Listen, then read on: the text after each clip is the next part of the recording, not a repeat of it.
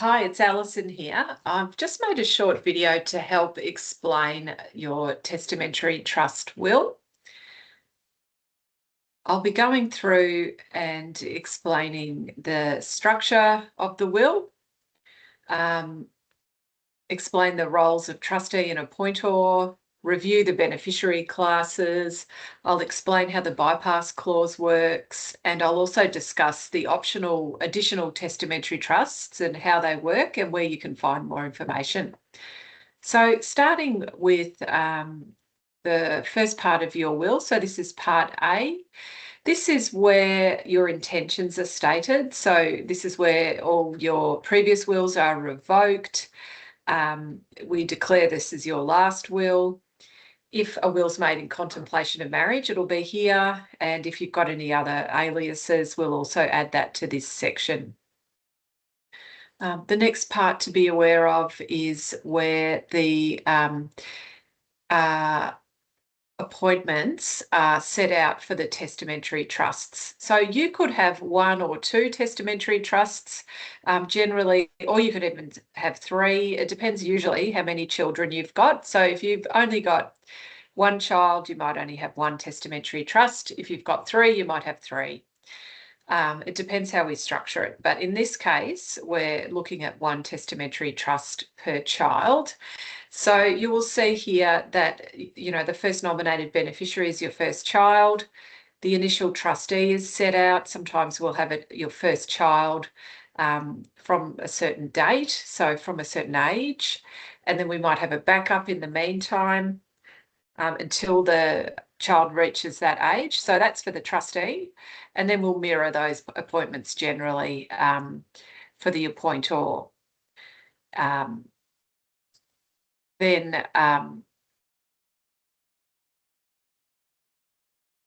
sometimes as well, if you don't need to have children appointed from a certain age, it might look like this. So really there's lots of different situations and it depends on your particular personal situation, how we structure it. But this is just to give you an idea of what you might be looking at. Then we move on to part B, which is the testamentary directions. So this part is where the executors are appointed. If you have minor children, you'll appoint the minor guardians for those children. And also we'll say what happens to your personal belongings. So here you'll see that you appoint as your executor. Usually it's going to be your spouse, and then the backup if your spouse doesn't survive you.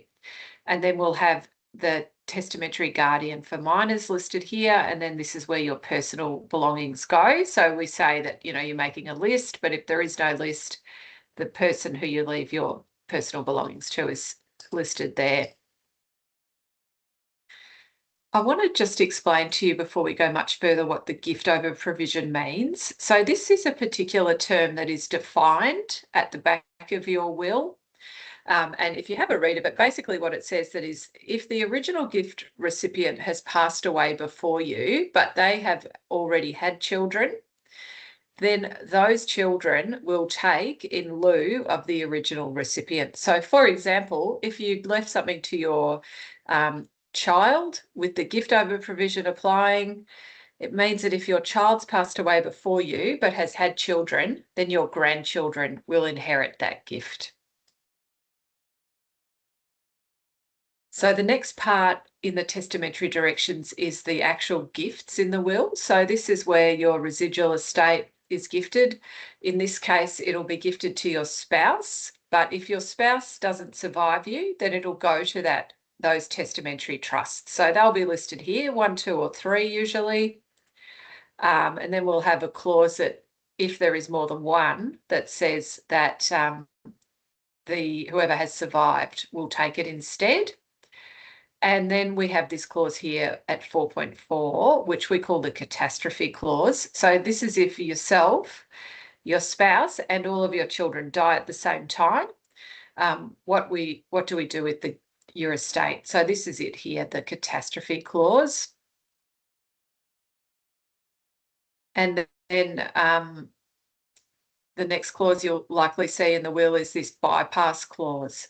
So if your spouse, if your child decides not to, they can bypass the testamentary trust. But if you have a read of 4.7, it basically says that if your executor decides with the consent of the primary beneficiaries, then they can decide to distribute some of the estate directly to the beneficiary or all of the estate directly to the beneficiary. It also gives them the option to, instead of putting it into a testamentary trust, they can put it into a special disability trust. So this is if something terrible had happened and one of your children was quite severely disabled. Instead of having to take the inheritance into a testamentary trust, it can go into a special disability trust, which has some benefits in that usually it means that they don't lose their Centrelink benefit. Okay, the next part you'll see is part C, where there are these additional testamentary trusts. You have been given some flyers that help to explain this, but what we're trying to do is keep the options as open as possible for your beneficiaries. So if there is superannuation that comes into your estate, they've got the option of putting it into an additional testamentary trust, which is called a superannuation proceeds trust. And that limits the beneficiaries of the trust to only people who can receive the super tax-free. So that means that the best taxation environment is preserved for the super while still having it protected inside a testamentary trust. It's optional. It may not be required, but they would get advice from an accountant before they decided what to do. And if it was the advice that it should go into that super proceeds trust, they've got the power to do it. If you wanted to also give real property, so real estate, to the trust, so you didn't want it sold, you wanted it to be kept, then you need to put it into an additional testamentary trust, which is called a foreign person excluded testamentary trust. And again, that is to preserve the best possible tax outcome for that asset. You can have a read of the information I've given you about that in the flyers and just ask me if you've got any questions. So then the next part to be aware of is part D, which is the directions for your executor. So this is basically all of the executor's powers, how they are able to administer your estate. And what we are doing is giving you what we call the hamburger with the lot. So basically we put in we try to think of anything that could possibly be required and include it. So as a result, it's quite a long clause and most of it will never actually be used, but it's much harder to add something that you need later. And sometimes it's actually impossible. So you're better off having powers you don't need and you don't need to use than trying to add something later and wish that you'd had it. So then part E, this is the testamentary trust specific terms. This is essentially the trust deed that sits inside the will. So this is a very long clause. You don't need to understand all of the ins and outs of it, but basically it's the way that the trust should be managed. It includes all the trustee powers, and I'm happy to explain any of it to you, but really you don't need to worry too much about it. It's a lot of legalese and probably quite boring to read, but it needs to be there because that trust deed has to be in your will when you die. Otherwise, they can't use the testamentary trust. There's then an additional part which is called interpretation. So this is how the will should be read, what law, the law of Victoria, for example. And then we have a definitions section. So have a read of this. In particular, have a look at the definitions of appointor and trustee. Make sure that that is what you want, what the instructions that you gave me are reflected here. And then because you'll see that appointor is defined as is trustee and beneficiaries. And I just want to go back and remind you about some things here. So we talked about this during the meeting, but basically trusts work by separating control of the assets from who benefits from them. So you have the beneficiaries, who are the people that are entitled to receive the money from the trust. You have the trustee who decides who to give the money to out of those beneficiaries. And then the appointor decides who the trustee is. So the trustee can change over time when you have this appointor power included. So it's really important to understand the interplay between the trustee and the beneficiaries. Usually with your adult children, or your children generally with testamentary trusts, the main beneficiary will be your child, but they will also be the trustee and appointor of their own trust. The trustee has complete discretion around who to give the money to out of these beneficiary classes. Again, we had a look at this during the meeting, but here it is again for you. So imagine your child is the nominated beneficiary. They'll also be the primary beneficiary, as will their children and grandchildren. Their spouse is not a beneficiary. This is only in the event that the trust was set up to benefit the survivor of you, which we haven't done in this case. Normally I'd cross this one out. But make sure you understand this here, secondary beneficiaries. It includes siblings, for example, and nieces and nephews. So sometimes I'll have clients that will have as their backup trustees for their child, they'll have their sibling. So just remember, if you're doing that the sibling, if they become the trustee, they are a beneficiary of that trust, as will be their children. So you want to make sure that you trust them to save that money for their sibling, and they don't just keep the money for themselves. If you're concerned about that at all, we can restructure it. We can perhaps put in an independent person to act with them. But I just want to remind you about that so that you understand it's quite important. Okay.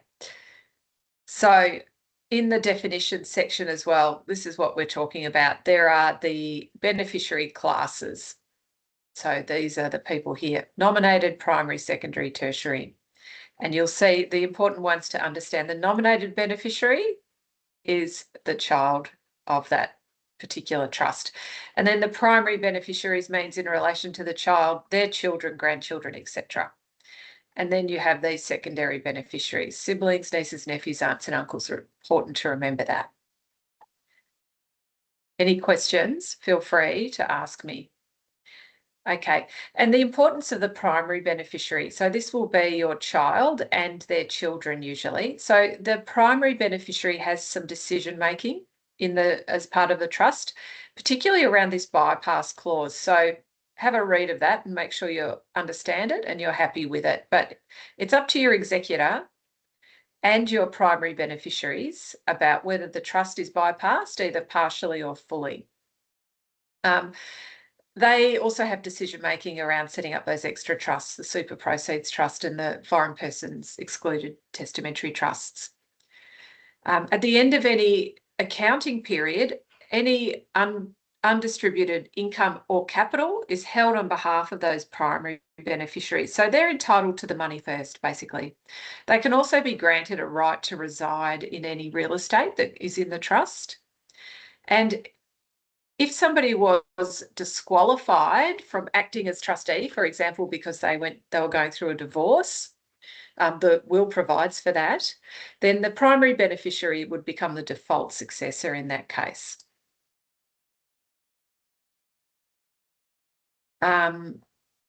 So how does the bypass clause work?